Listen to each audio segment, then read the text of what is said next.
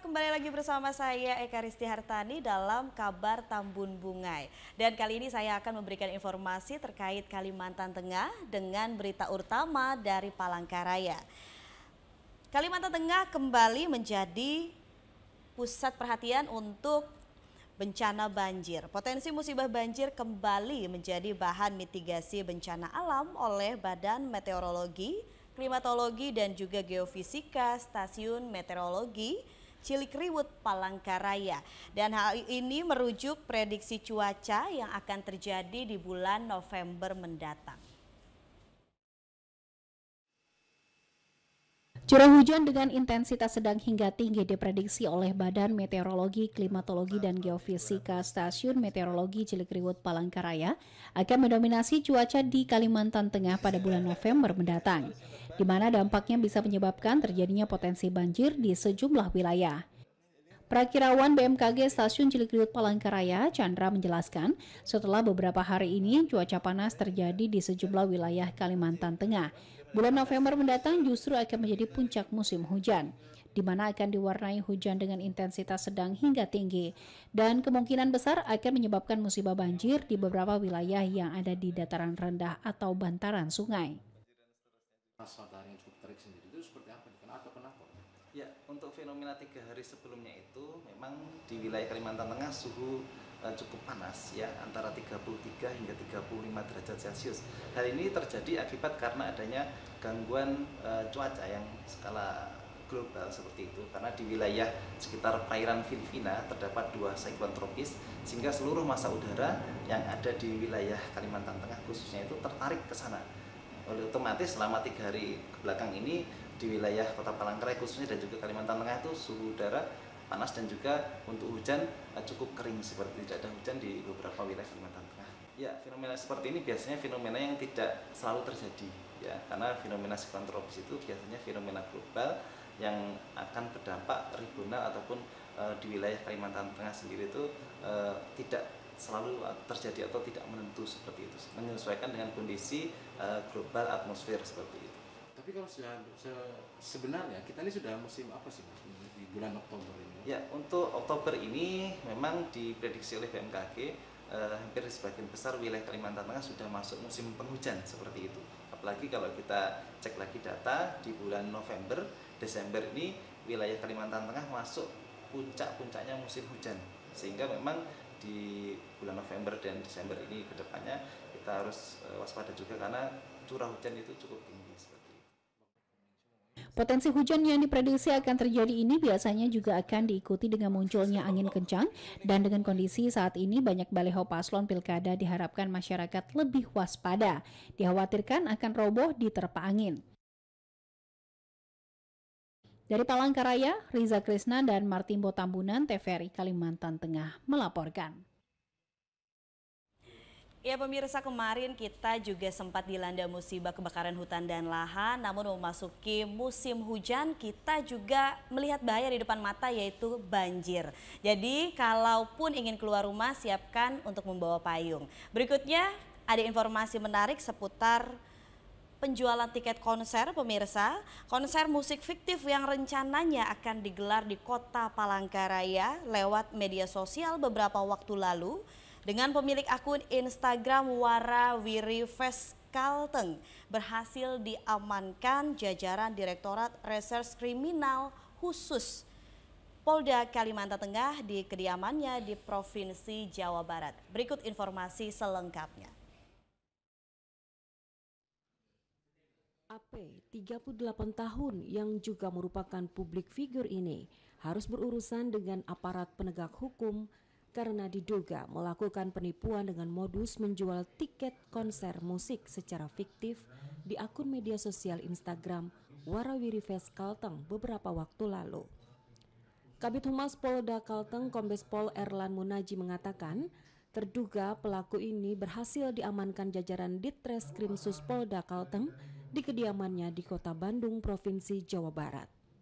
Sementara itu, Dirreskrimsus Polda Kalteng AKBP Rim Syahtono menambahkan bahwa masyarakat atau calon penonton yang telah membeli tiket merasa tertipu akibat konser musik Warawiri Fest tersebut dibatalkan sepihak oleh tersangka.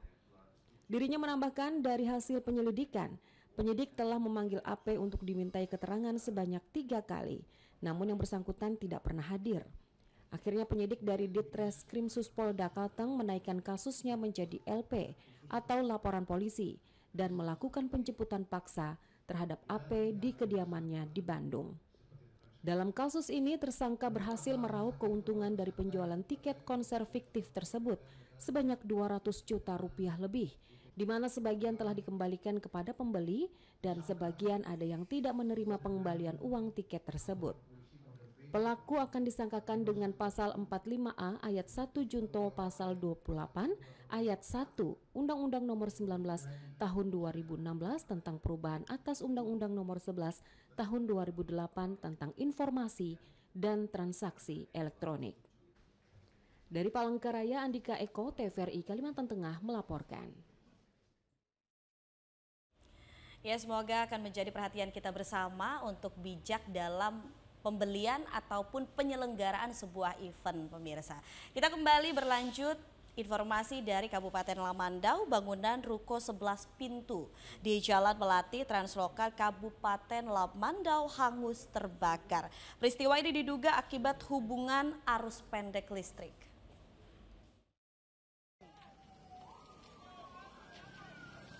Kapolres Lamandau AKBP Bronto Budiono meninjau langsung lokasi kejadian bersama tim Inafis Satreskrim Polres Lamandau untuk mengetahui secara pasti terjadinya kebakaran tersebut. Kapolres menjelaskan dari keterangan saksi, ketua RT diduga terjadi kebakaran akibat konsleting arus listrik di lokasi kejadian. Sebanyak 11 pintu kios-kios dan toko sembako terbakar yang diduga adanya konsleting arus listrik. Dari kejadian tersebut belum bisa memperhitungkan kerugian material. Kapolres menerangkan tak ada korban jiwa dan pihaknya masih melakukan pendataan bagi keluarga korban yang terdampak bencana tersebut. Dari saksi menyampaikan bahwa api berasal dari konsleting listrik yang menyebabkan terjadinya kebakaran. Kenapa demikian? Karena dari 11 pintu ruko hanya ada 3 yang menggunakan meteran.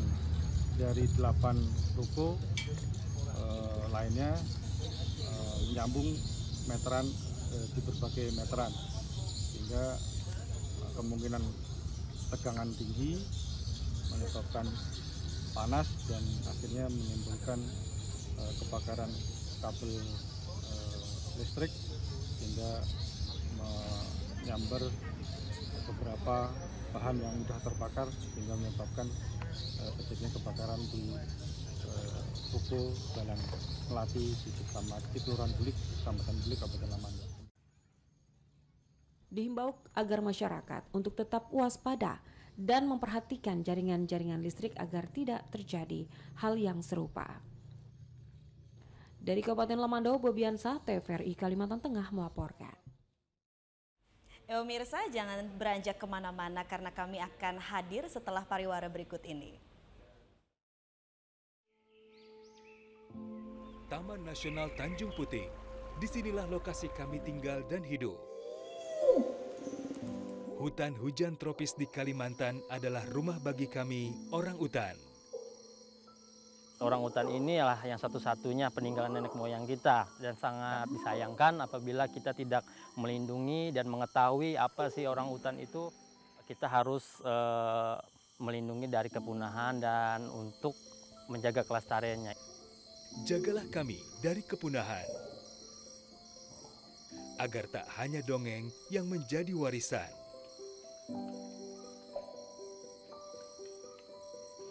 Kami juga memiliki hak hidup yang sama seperti kalian, manusia. Pelihara hutan, selamatkan orang utan dari ancaman kepunahan.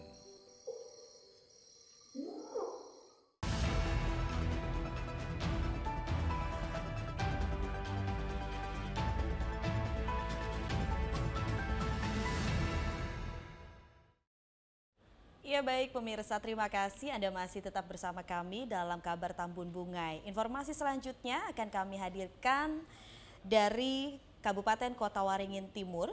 Badan Pengawas Pemilu Kabupaten Kota Waringin Timur saat ini menertibkan alat peraga sosialisasi dan alat peraga kampanye yang melanggar aturan.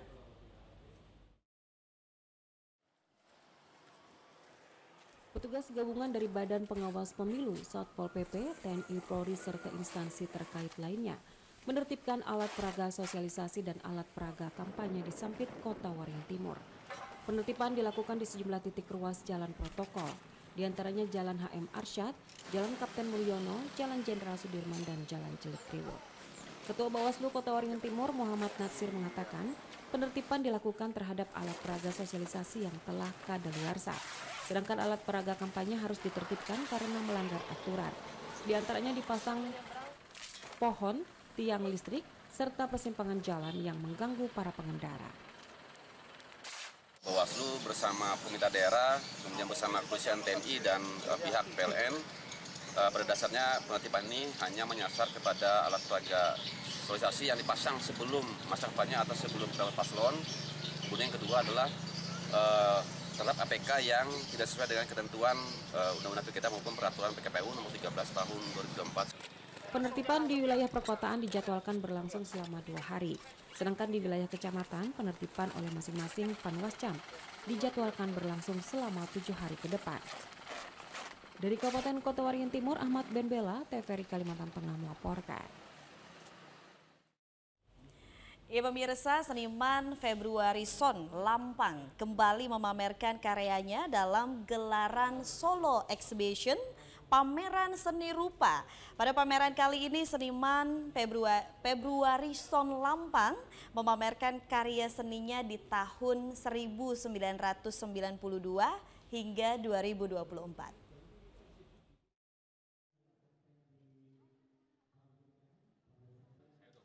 Berbagai macam karya seni rupa karya Februari Son Lampang ditampilkan dalam gelaran Solo Exhibition pameran seni rupa. Tidak hanya karya abstrak namun juga karya yang menggambarkan rasa syukur kepada sang pemberi hidup. Pameran ini mendapat apresiasi dari penjabat Wali Kota Palangkaraya Hera Nugrahayu.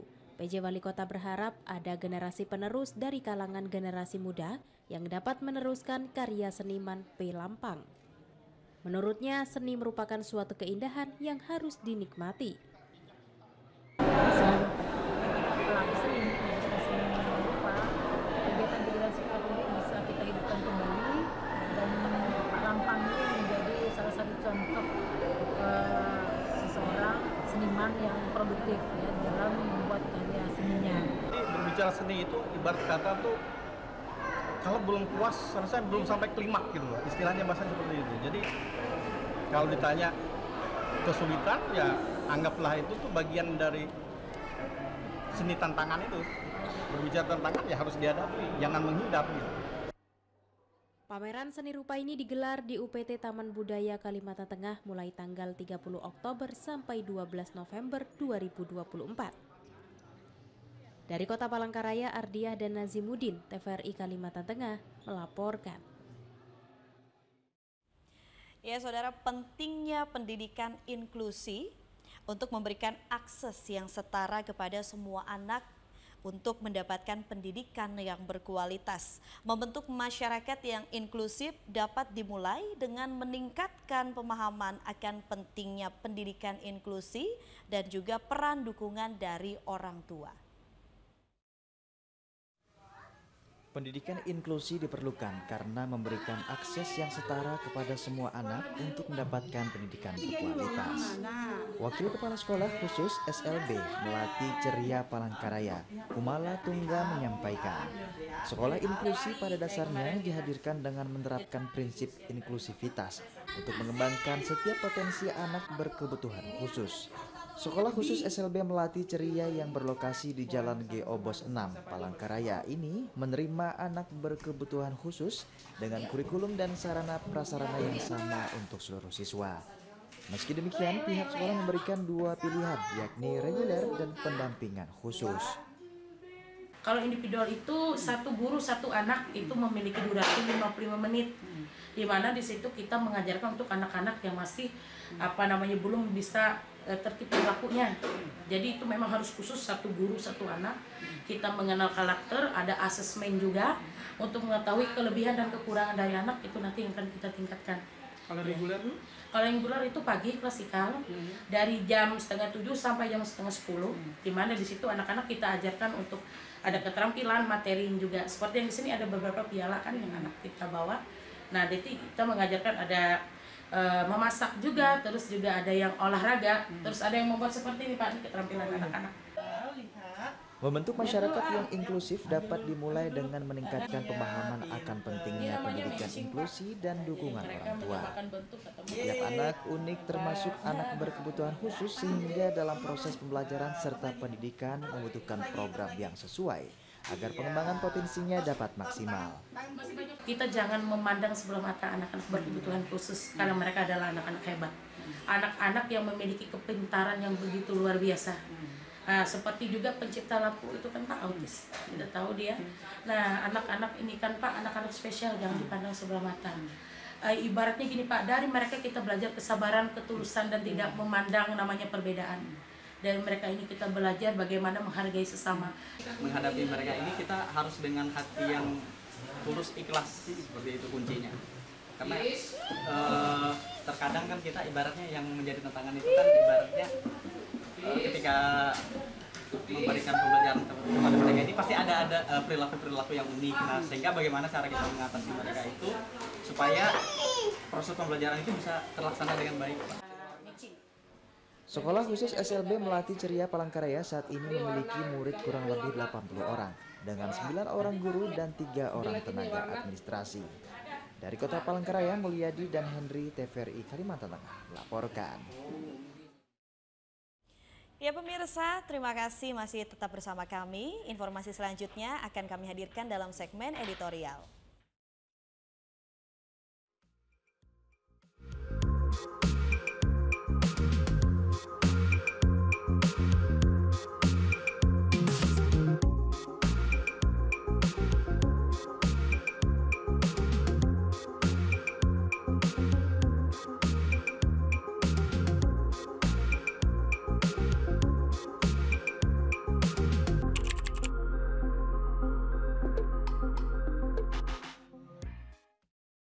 Ya pemirsa, kali ini kami hadir dengan berita dari Palangka Pos ya. Nah, boleh kita baca sambil minum kopi pagi-pagi ditemani dengan singkong rebus ataupun singkong goreng atau juga bisa ditemani dengan jagung bakar serta jagung rebus ya.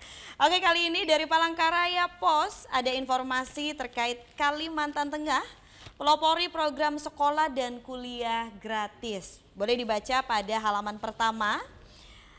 Pemerintah Provinsi Kalimantan Tengah kembali mencatatkan prestasi baru dengan meluncurkan program sekolah dan kuliah gratis bagi masyarakat. Program ini sebuah langkah progresif yang menjadikan Kalimantan Tengah sebagai pelopor program pendidikan gratis di Indonesia. Nah, program yang diinisiasi Gubernur Kalimantan Tengah Sugianto Sabran mencakup lebih dari 97.000 siswa pada jenjang SMA, SMK, dan juga SLB. Sedangkan program kuliah gratis disediakan bagi 10.000 mahasiswa di 32 perguruan tinggi negeri maupun swasta. Program didukung tabungan beasiswa berkah untuk 20.000 mahasiswa. Baik pemirsa, boleh dibaca selengkapnya informasi-informasi terupdate di Palangka Pos. Selanjutnya kita ada informasi dari media cetak yaitu Harian Umum Tabengan. Harian Umum Tabengan. Ini ada berita tentang rumah wartawan yang dibakar pada halaman A1, halaman pertama. Ya, miris sekali ya pemirsa, teror berlanjut, pelaku masih berkeliaran dan patroli ditingkatkan. Teror pembakaran rumah kosong terus berlanjut di Kota Palangkaraya. Kali ini 2 rumah kosong berkonstruksi kayu menjadi sasaran yang tak dikenal. Peristiwa pertama terjadi di Jalan Raja Wali. Ini ada sebuah rumah kosong juga milik Limson Dedi Ludes terbakar dalam kejadian tersebut. Nah, kemudian kuat dugaan ini juga sengaja dibakar orang tak dikenal. Sedangkan peristiwa dugaan pembakaran selanjutnya terjadi di Jalan Petukatimpun selang beberapa saat kebakaran di Jalan Raja Wali 9. Oke pemirsa, boleh baca juga informasi selengkapnya dan informasi-informasi terupdate pada Harian Umum Tabengan. Baik pemirsa, kami akan memberikan informasi, masih banyak sekali berita informasi seputar Kalimantan Tengah, namun jangan kemana-mana, kami akan kembali setelah pariwara berikut ini.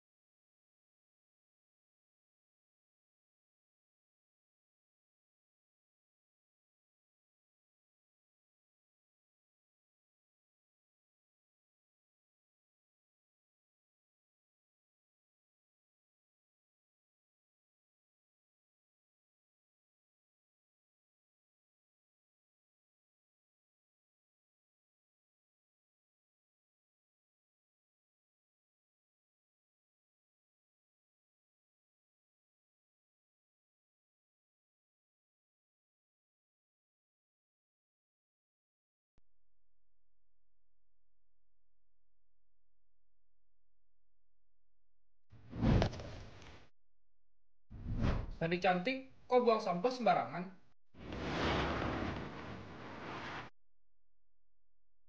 Resa, kok buang sampah sembarangan? Malu tuh sama... Malu sama siapa? Malu sama diri sendiri lah, Res.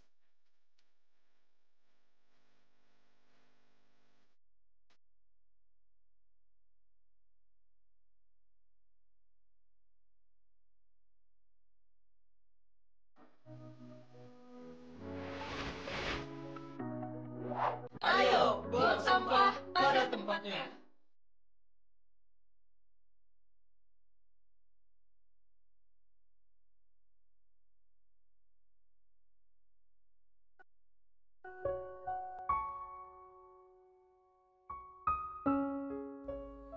Ayahku sangat aku kagumi. Sifatnya baik, lembut, penyabar, dan rajin beribadah. Ayah kebanggaanku, tapi teman-teman selalu mengejekku karena ayahku tak mampu membelikanku sepatu. Aku sedih. Aku tahu kami memang tak mampu.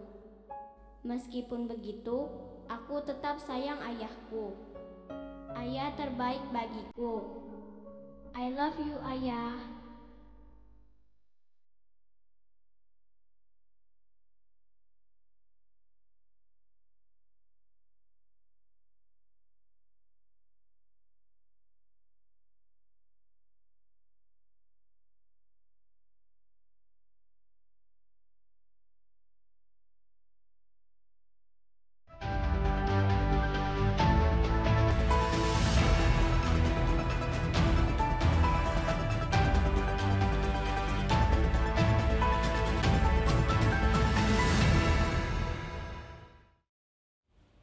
Ya pemirsa, terima kasih Anda masih tetap bersama kami dalam Kabar Tambun Bungai, dan kali ini saya tengah bersama dengan kedua narasumber hebat hari ini.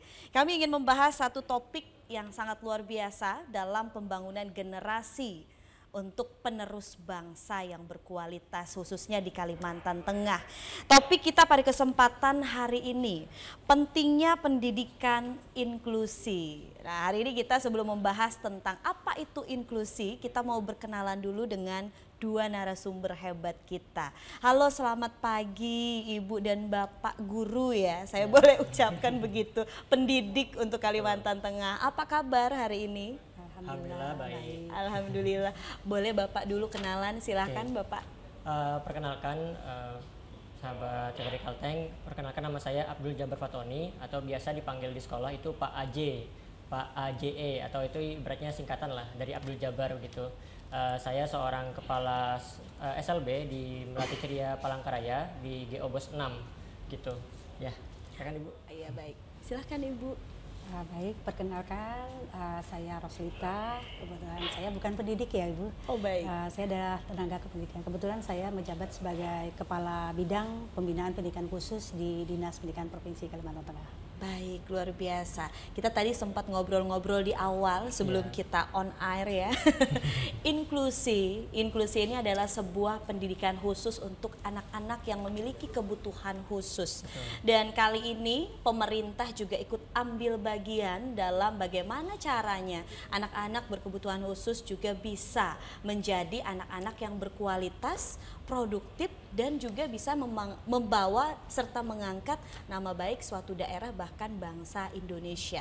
Kali ini boleh nggak sih apa sih sebenarnya lebih spesifiknya inklusi, pendidikan inklusi? Boleh Ibu dulu mungkin, silakan Ibu. Pendidikan inklusi adalah sesuatu usaha yang memberikan kesempatan yang sama kepada warga negara Indonesia untuk bisa mengenyam pendidikan baik itu di sekolah formal maupun di non formal yang ada di seluruh satuan pendidikan, karena mereka juga memiliki hak yang sama untuk dapat mengenyam pendidikan. Hal ini sejalan dengan yang mana kita ketahui bahwa kita merujuk kepada Undang-Undang Dasar 45 tahun pasal 30 ayat 1 dan 2 yang mengatakan bahwa ayat 30 ayat 1 mengatakan bahwa setiap warga negara berhak untuk mendapat pengajaran. Kemudian pasal 30 ayat 2 yaitu pemerintah wajib untuk memberikan dana untuk mendukung kegiatan pembelajaran di satuan pendidikan.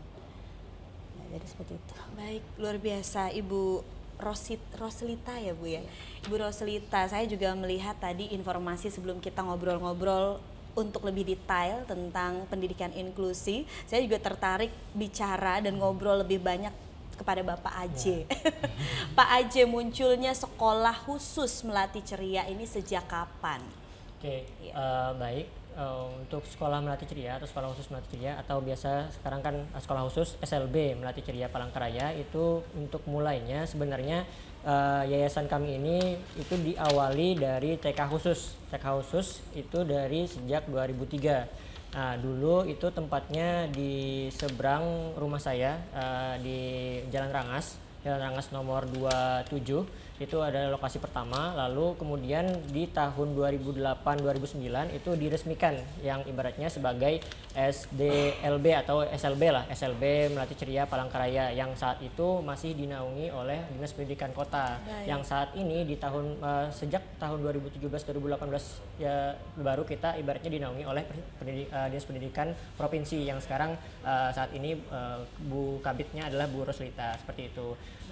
Begitu. Baik, dasarnya dulu nih ya Bu. Saya penasaran nih Bu Roslita ya. Ada apa sih sehingga ada orang yang berhati besar ini melirik dan juga memperhatikan anak-anak yang berkebutuhan khusus, karena memang kita lihat anak-anak berkebutuhan khusus ini harus membutuhkan pelayanan, harus membutuhkan orang yang memang sabar, ulet, dan memiliki hati untuk melayani. Ini kenapa dasarnya sehingga dibukanya sekolah kebutuhan khusus ini? Boleh Bapak dulu untuk khusus di Melati Cerianya. Oke, kalau misalkan awal mulanya dibentuknya SLB Melati Ceria ini itu bukan ibaratnya tidak jauh dari panggilan hati karena semakin kita lihat bahwa apakah dari komunitas awalnya Pak? Bukan, memang dari yayasan saja, yayasan pendidikan. Jadi memang dari kalau misalkan pendiri kami itu dari yayasan itu Bu Lilis Lismaya adalah seorang pendiri di Yayasan Pendidikan Melati Ceria yang saat itu memang tadinya karena kan kita swasta ya Bu. Baik. Swasta ini ibaratnya karena memang ada beberapa murid yang tidak bisa ibaratnya serta-merta diterima di SLB negeri, akhirnya kami ibaratnya membuka untuk yang swasta agar murid-murid yang bisa ibaratnya nanti lebih mudah untuk mengakses pendidikan yang ibaratnya tadi kan seperti yang disebutkan di awal, yaitu pendidikan inklusi, seperti itu. Oh, luar biasa ya. Ya. Saya mau beralih lagi ke Ibu Roslita nih. Saya dengar-dengar juga pemerintah juga turut ikut ambil bagian dalam sekolah inklusi. Nah, melihat hal ini, Ibu, bagaimana metode untuk pengajaran sekolah negeri? Karena memang kita tahu bahwa anak-anak seperti yang berkebutuhan khusus ini memiliki pendampingan ekstra. Sementara bagaimana polanya ketika disatukan dengan anak-anak yang normal untuk saat ini? Saya penasaran, Ibu. Baik, terkait dengan sekolah inklusi itu sendiri, sebenarnya adalah sekolah inklusi itu artinya seperti yang saya katakan tadi, bahwa itu memberikan kesempatan yang sama kepada anak. Namun dengan meskipun begitu, yang mana kita ketahui bahwa selama ini terjadi kesalahpahaman di masyarakat bahwa inklusi itu adalah hanya ada beberapa sekolah yang memang sudah ditunjuk sebagai sekolah inklusi. Dengan peraturan, seiring dengan peraturan yang baru bahwa semua sekolah itu sebenarnya inklusi. Semua sekolah wajib menerima anak dengan kebutuhan khusus, anak-anak seperti yang kita katakan. Namun ada tanda kutipnya bahwa sekolah tersebut juga harus melewati tahapan-tahapan yang memang meskipun ada peraturan bahwa sekolah wajib menerima anak berkebutuhan khusus, tetapi juga mereka juga ada batasan-batasannya.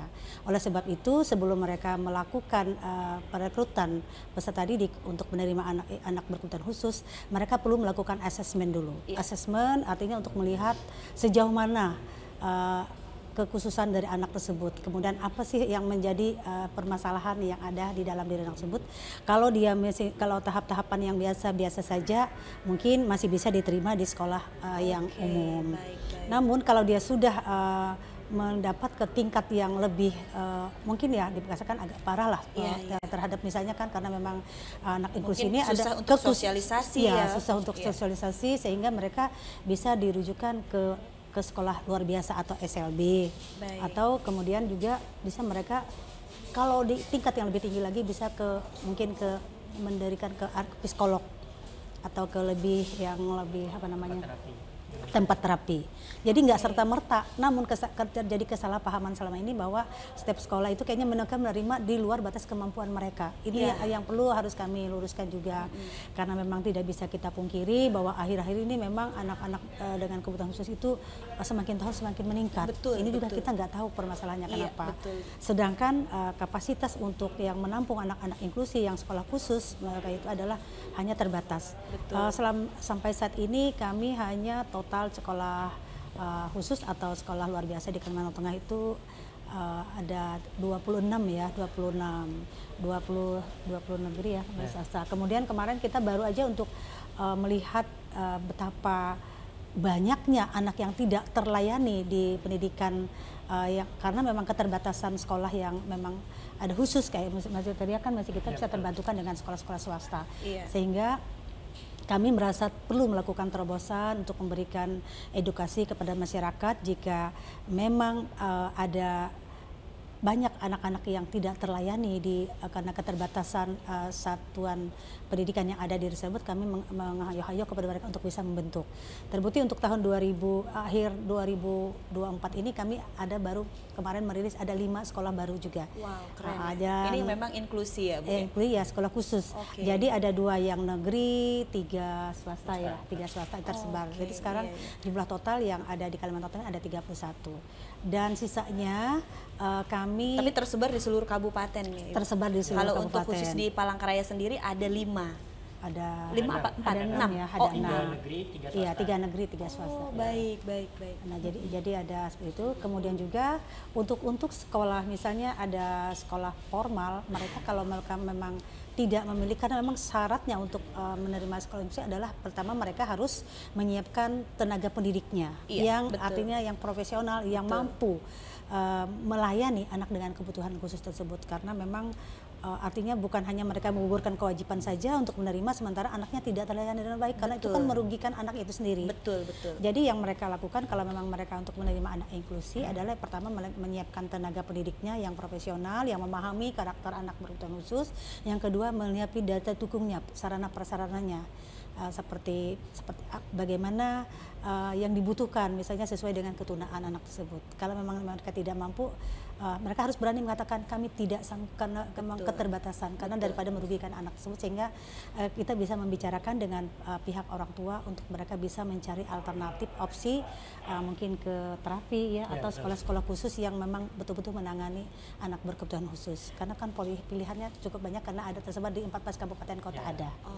Atau opsi yang selanjutnya adalah mereka kami sarankan untuk bisa magang di sekolah luar biasa SLB, sehingga mereka lakukan uji coba dulu.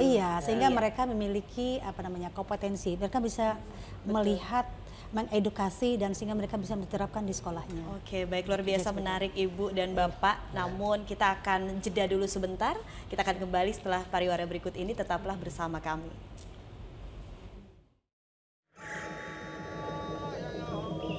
A land blessed with the breathtaking beauty of nature.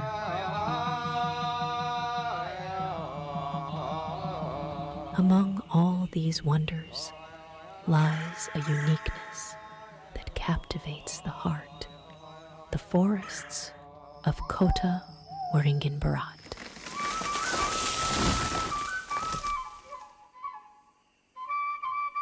In the heart of Borneo, within the enchanting Tanjung Puting National Park, unfolds a remarkable tale of life and survival, the story of the orangutan.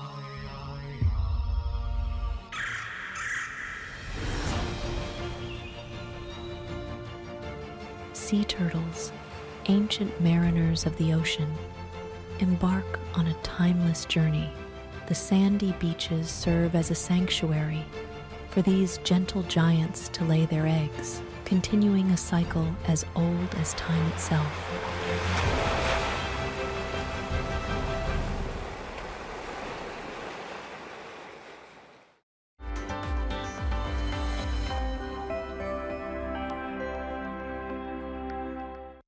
Halo warga Kalimantan Tengah.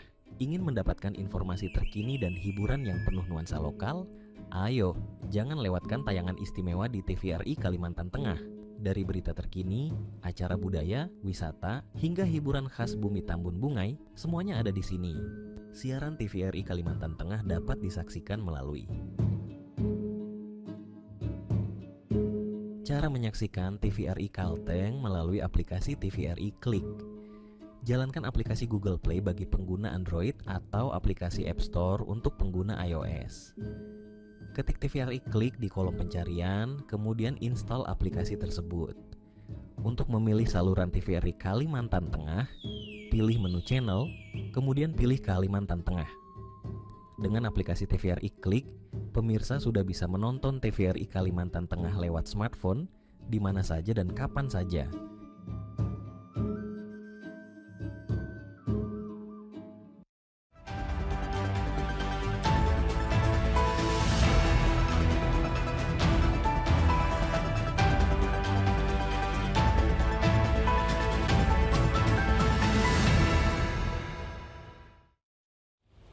Ya pemirsa, terima kasih Anda masih tetap bersama kami dalam Kabar Tambun Bungai, dan saya masih bersama dua narasumber hebat, luar biasa dan sabar pastinya. Ibu Roslita dan juga Bapak Aje. Saya lihat Abdul Jabar. Oh jadi Aje. Oh iya siap. Oke, kita sempat ngobrol tadi ya Ibu Bapak tentang layanan disabilitas. Ya, layanan disabilitas ini diciptakan oleh siapa? Kenapa adanya program ini? Siapa yang menciptakan awalnya? Boleh silakan Ibu. Disabilitasnya WLD tadi Bu. Oh WLD. Ya, Unit Layanan Disabilitas. Iya betul. Jadi unit layanan disabilitas itu adalah memang diperuntukkan untuk melihat, karena memang perlunya ada melihat banyak anak-anak yang tidak terlayani. Jadi dengan demikian maka dibentuklah ULD. Jadi ULD yang memang ada saat ini ada yang sudah memang beroperasi, yaitu kita ada di sini yang disebut dengan, kalau di Kalteng ini ada di jalan lintas ya, namanya PLA, Pusat Layanan Autis. Oh, ada di sana? Ada di tingkat kota. Namun ini baru-baru ini yang memang harus disegerakan, itu ULD itu harus ada di tiap 14 kabupaten kota. Baik. Dan kami ini sudah dibentuk, masing-masing kabupaten kota membentuk ULD, unit layanan disabilitas, dengan harapannya anak-anak yang tidak tertampung di sekolah khusus yang ada di daerah tersebut bisa nanti diakomodir oleh ULD itu sendiri. Dan uniknya di ULD ini adalah artinya kerjasama antara pemerintah daerah untuk bisa membersamai keberadaan ULD itu sendiri. Baik dari pendanaannya, karena nanti di dalam ULD ini nanti kita menyiapkan terapis yang ahli, yang nanti bisa menangani anak-anak berkebutuhan khusus di sana. Atau misalnya sasaran berikutnya adalah ULD ini adalah misalnya ada sekolah-sekolah, misalnya sekolah formal yang tidak memiliki kompetensi, mereka bisa nanti menimba ilmu di ULD ini harapannya. Dan ULD ini dia include di Dinas Pendidikan, bukan berdiri sendiri, bukan merupakan instansi yang baru, tidak, tetapi ini adalah bagian dari distrik itu sendiri. Jadi dia nanti ada jadi binaan dari Dinas Pendidikan baik di tingkat provinsi maupun tingkat kabupaten kota.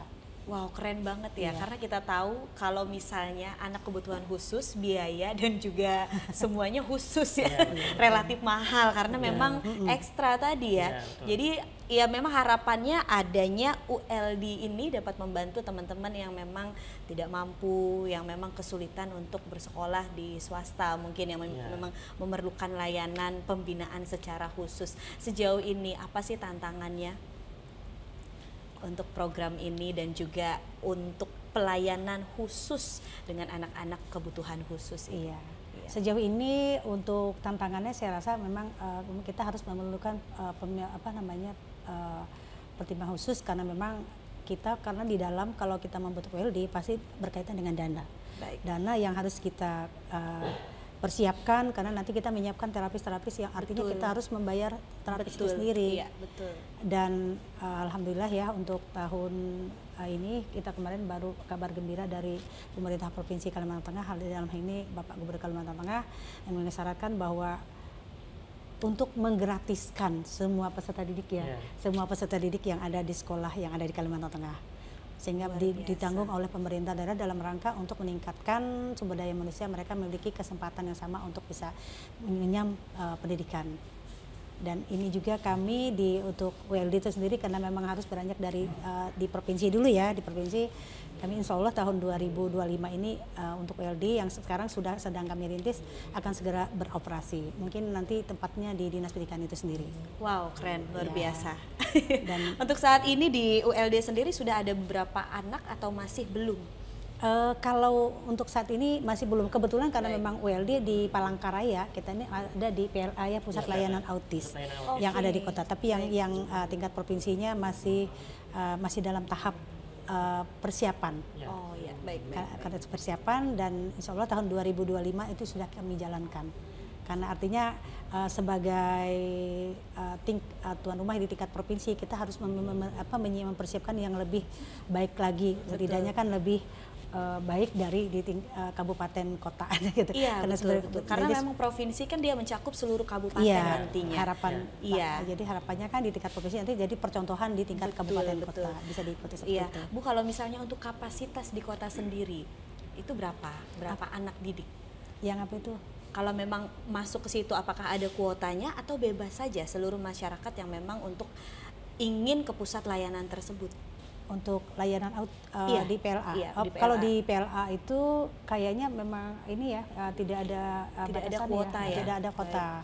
Mereka memang sudah siap sedia untuk menerima memang, tapi biasanya kalau dia penuh biasanya mereka mengadakan sip-sipan gitu. Ini sepertinya jam per jam sama seperti sekolah ya, ada terapi, ada bimbingan memang khusus di situ standby.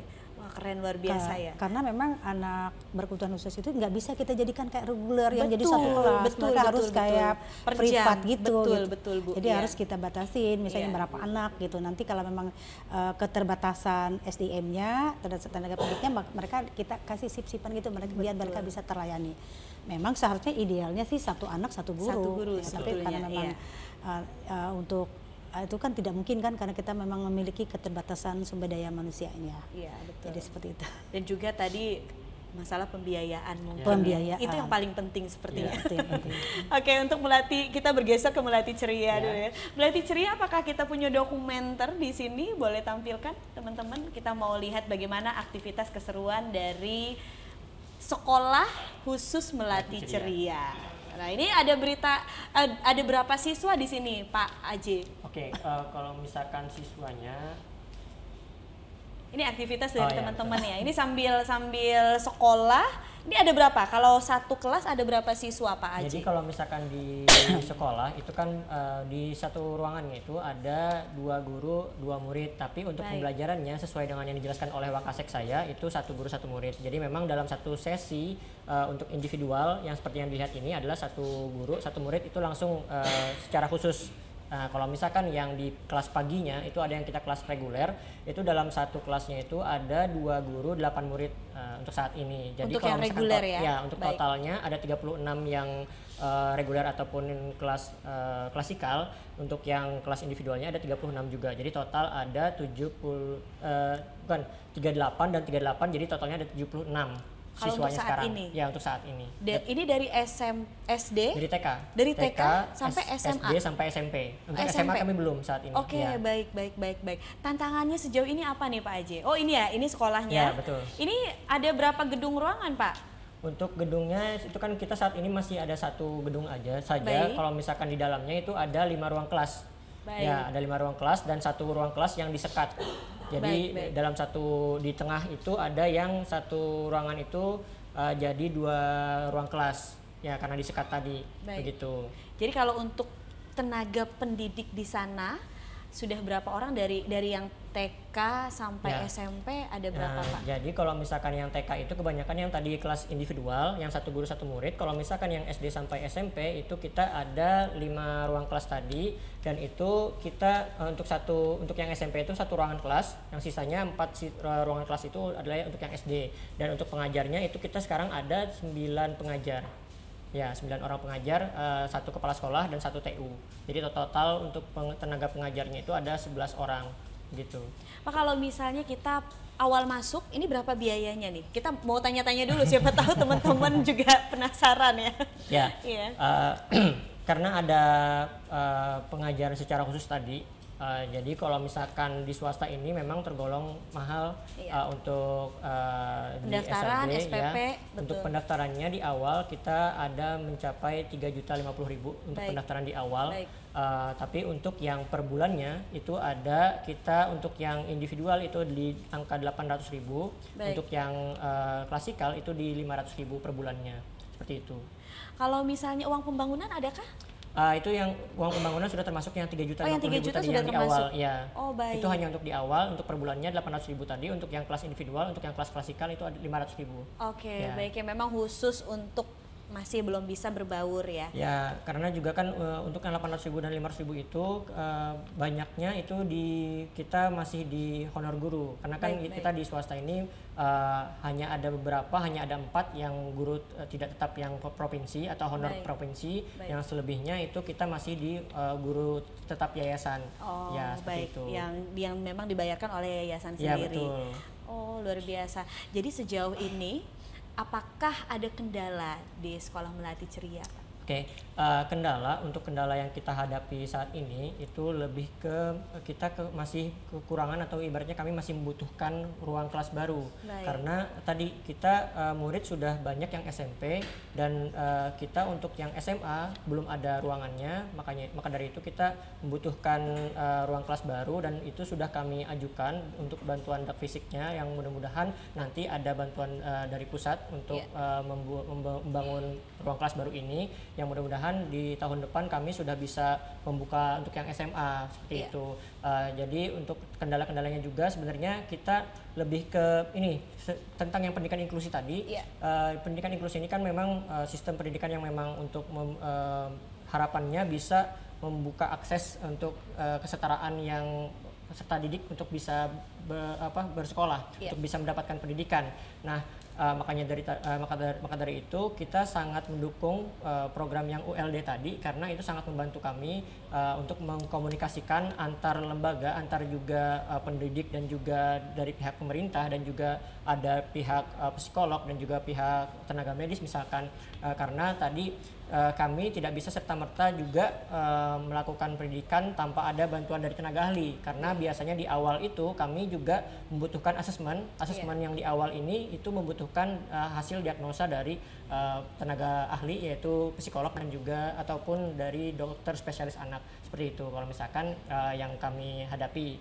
Dan ibaratnya tadi dengan hadirnya ULD ini sangat membantu kami harapannya ke depannya untuk bisa lebih bersinergi bersama seperti itu. Oh ya, Pak Haji, saya penasaran juga nih sama Ibu ya. Ini kalau sistem pembelajaran bagi anak-anak yang berkebutuhan khusus, ini bagi TK itu berapa lama? Kemudian SD, SMP itu berapa lama sih memang kapasitas waktu yang memang bisa mereka terima, bisa mereka bisa kooperatif lah anggapannya. Ini berapa lama harusnya? Boleh saya jawab, boleh? Silakan. Jadi kalau misalkan secara teorinya kan untuk anak bisa menerima pembelajaran secara kondusif itu sebenarnya hanya 20 menit kalau secara teorinya. Akan tetapi untuk yang kita laksanakan di SLB Melati Ceria ini, itu untuk yang individual itu 1 jam satu sesi. Yang mana itu juga tidak serta-merta 1 jam full dengan pembelajaran. Kami pun melihat dari situasi dan kebutuhan anaknya. Karena kan anak ini kadang tidak bisa menerima dengan fokus, kadang juga dari rumahnya mungkin ada masalah yang ibaratnya jadi anaknya kurang mood dalam belajar misalkan. Nah, berarti itu kami tinggal sesuaikan lagi dengan kondisi anak, dengan kebutuhan anak juga, yang mana dari 1 jam itu tidak serta-merta full banget belajar, enggak. Jadi kalau misalkan secara ininya kami batasi lagi, ibaratnya tadi yang untuk secara fokusnya itu 20 menit, selebihnya kami ada program-program yang lain, ada juga ibaratnya pemberian reward dan punishment misalkan dari dalamnya juga, itu kan sesuai dengan teorinya kita juga di pendidikan luar biasa. Seperti itu kalau misalkan yang kelas individual tadi. Kalau misalkan yang kelas klasikal di SLB Melati Ceria itu dari jam 7:30 sampai ke jam 9:30. Itu untuk yang klasikal. Ya. Oh, luar biasa. Oke, sudah tidak terasa kita di penghujung acara aja nih.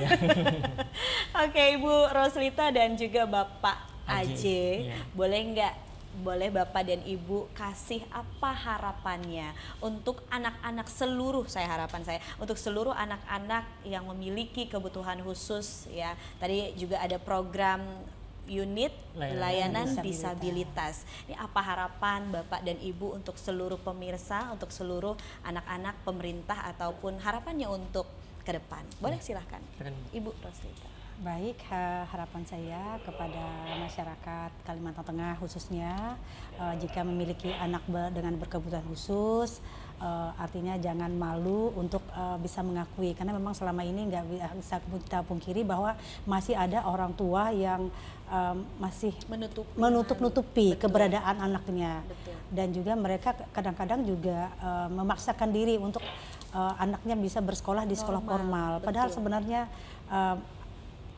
dengan mereka memaksakan anaknya bersekolah di sekolah formal itu artinya mereka merugikan anak itu sendiri. Sebenarnya kan mereka kan sudah ada dipersiapkan sekolah khusus yang menangani. Artinya kan yang secara pedagogiknya kan sudah memahami karakteristik anak tersebut.